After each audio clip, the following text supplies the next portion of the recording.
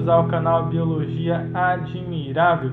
Eu sou Afonso Naftali, professor de Ciências Biológicas, e dando continuidade ao estudo do metabolismo energético celular introduzido em vídeo anterior. Nesta aula irei lhe apresentar a glicólise, que é a primeira etapa da respiração celular e da fermentação. O termo glico significa doce ou açúcar e lise significa quebra. Então a glicólise significa a quebra de açúcar. Nesta aula irei abordar os tópicos: onde a glicólise ocorre, substratos, etapas, produtos e seus destinos. Então vejamos onde a glicólise ocorre. Em organismos procariontes, a glicólise ocorre no citoplasma celular. O mesmo ocorre nos organismos eucariontes. A glicólise ocorre no citoplasma. Quanto aos substratos quebrados pela glicólise, os monossacarídeos podem ser glicose, frutose e galactose. Lipídios e proteínas não sofrem glicólise, já que eles não são açúcares. E antes de lhe apresentar as etapas da glicólise, irei lhe apresentar a molécula de adenosina trifosfato, o ATP. Temos uma molécula de adenina, que é uma base nitrogenada, ligada a uma ribose, que é um açúcar. Estas duas formam uma adenosina. Com a adição de um grupo fosfato, temos a AMP, adenosina monofosfato. Com a adição de um segundo grupo fosfato, temos a ADP, adenosina difosfato. Com a adição de um terceiro grupo, temos a ATP, adenosina trifosfato. Com a perda de um grupo fosfato, temos ADP. Com a perda de outro grupo, temos uma AMP. Então vejamos as etapas da glicólise. Deste lado temos as etapas. A glicose será o substrato utilizado e deste lado temos o total de átomos de carbono por molécula. Então na primeira etapa a glicose ela é convertida em glicose 6-fosfato. Na segunda etapa a glicose 6-fosfato é convertida em frutose 6-fosfato. Na terceira etapa esta é convertida em frutose 1,6-bifosfato. Na quarta etapa, esta molécula é quebrada em duas moléculas, uma de dihidroxiacetona fosfato e em uma molécula de gliceraldeído 3-fosfato. Na quinta etapa, a molécula de dihidroxiacetona fosfato é convertida em uma molécula de gliceraldeído 3-fosfato.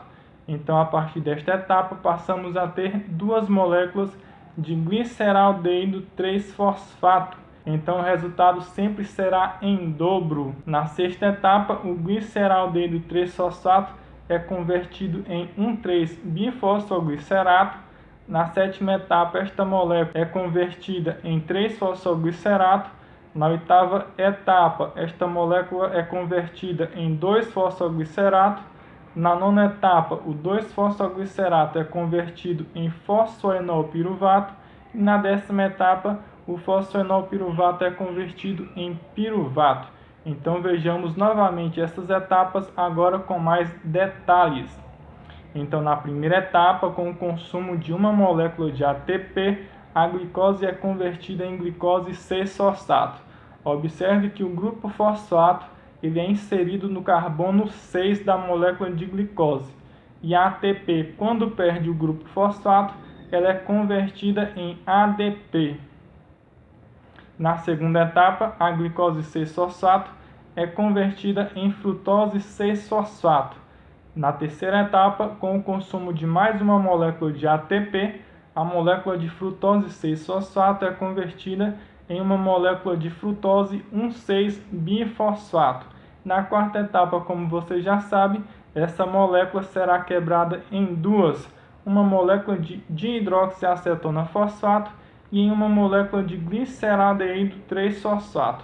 Na quinta etapa, como você já viu, a molécula de dihidroxiacetona fosfato será convertida em uma molécula de gliceraldeído 3-fosfato.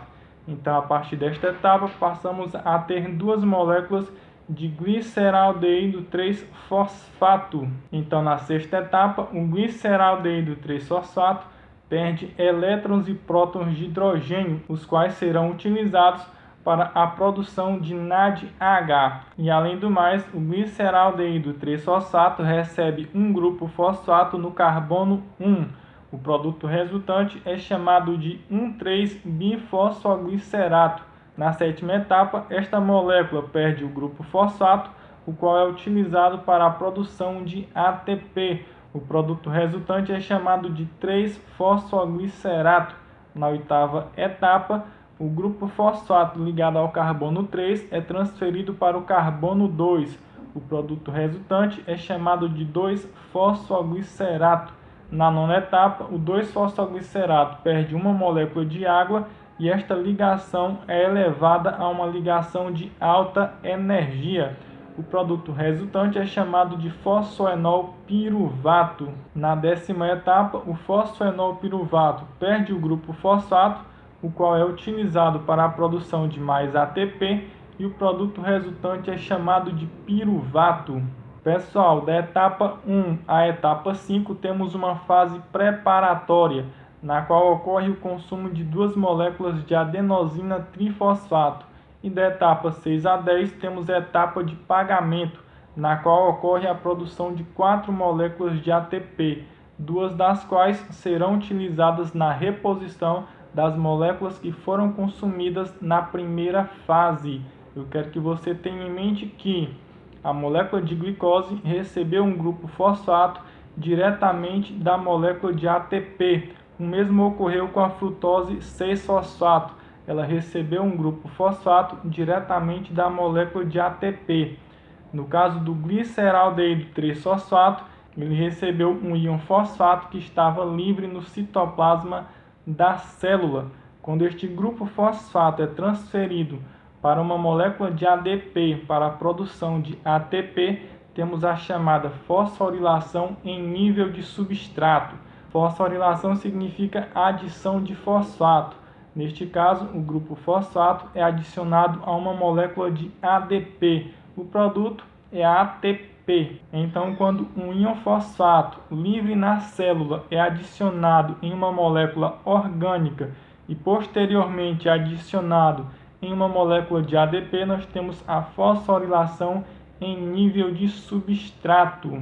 As duas moléculas, que são o saldo, o ganho líquido da glicólise, elas são utilizadas de acordo com a necessidade energética do organismo. O piruvato produzido, caso o organismo esteja realizando a respiração celular, ele irá seguir para o ciclo de Krebs, e o NADH irá seguir para a cadeia de transporte de elétrons. Mas caso o organismo esteja realizando a respiração, estes dois produtos irão seguir para a segunda etapa da fermentação. Bem, chegamos ao final do conteúdo programado para este vídeo. Se você gostou da aula, você pode ajudar o canal marcando o vídeo com gostei, pode compartilhá-lo com seus amigos, se inscrever no canal e ativar o sino para receber a notificação de novos vídeos. Ficamos por aqui e até breve!